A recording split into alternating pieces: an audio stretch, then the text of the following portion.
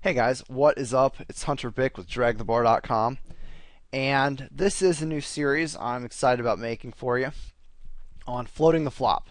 And it's going to start off with a PowerPoint video covering some of the basics of floating, who to do it against, what board textures work well, and some things like that. And then we're going to have some videos with some hand examples.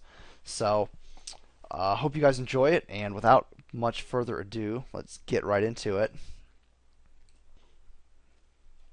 Okay, so just to get everybody on the same page here, let's first talk about what floating is.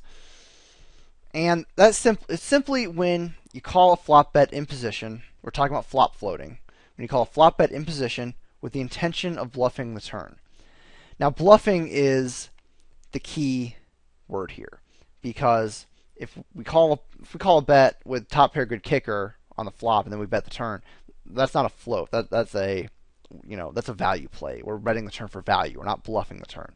So here it is when we're bluffing the turn, whether we're turning a weak made hand into a bluff, or we're semi-bluffing, whatever it may be. The primary objective is to get him to fold. So that is a float. Now, why do we want to be doing this? Why do we want to float somebody? Basically, it's a profitable play when done correctly and done with the right frequency. So let's talk about a few of the reasons it is profitable. First off, it is a great tool to punish somebody for c-betting too much.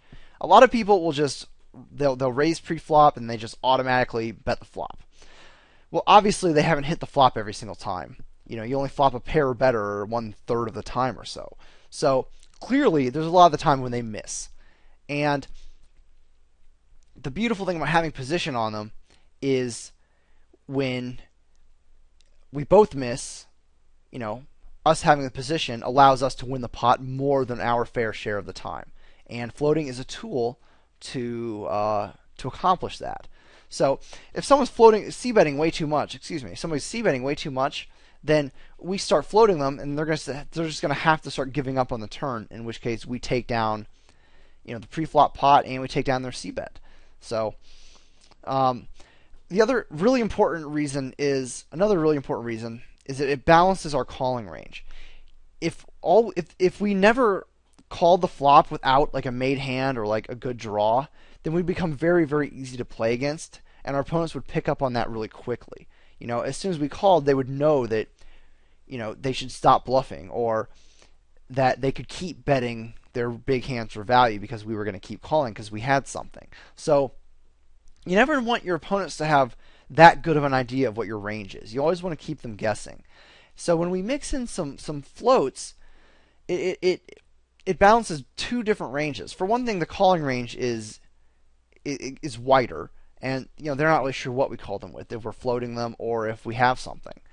Another thing is that it balances our turn betting range too, because you always want to have some bluffs in your betting range. And so it adds some bluffs to our betting range on the turn in addition to our made hands.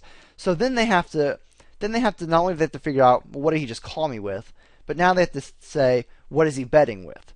And then it just becomes a much, much harder game for them out of position. And so essentially we're using our position, and we're making some plays to make our value of position even better. Our position is now even more profitable because we found some good ways to make our ranges wider and make our position more profitable. So wider ranges equals being harder to play against, which generally means we make more money in the situation. So, and just as a last point, it allows us, one reason our calling range is wider on the flop is not just because we're intending to float him, but because we can find value with a hand like bottom pair or a gut shot where maybe we weren't finding value before. With that, let's get into some of the different types of hands you'll float with, and then we'll talk about some considerations to make when considering a float. So just to talk about a few different types of hands we would be floating with. Essentially, basically, we're talking about hands that we're going to be bluffing. So none of these are very strong. The semi bluff is probably going to be the most valuable in terms of equity, and generally, you know, this would be a semi bluff. I would float would kind of be like a weak flush draw, and a gut shot. So these are hands we've decided, and sometimes we would want to raise these as well as a bluff raise or a semi bluff raise. But against other people, a float might be the better play. So in this spot, these are hands we could float with, and then when we bet the turn, we still have equity, of course. I mean, it's not a pure bluff. It's still a semi bluff when we bet the turn. But essentially the way I kind of look at it is it's nice to have the draw to fall back on when the float misses. Or when he calls our turn bet. We can still hit on the river and bet big when we get there. So I kind of look at it as kind of a fallback when I decide to start getting aggressive, and floating and betting the turn. So essentially, we're adding to the profitability of the hand by giving ourselves more ways to win the pot. Okay, so a pure bluff, of course, is when we have zero equity. So if we call a bet on an ace-king-9 board with 5-6, we're not calling because we think somehow our 6 high is the best hand. We are calling because we're intending to make a move on the turn. So I think that's pretty self-explanatory. We just have zero equity.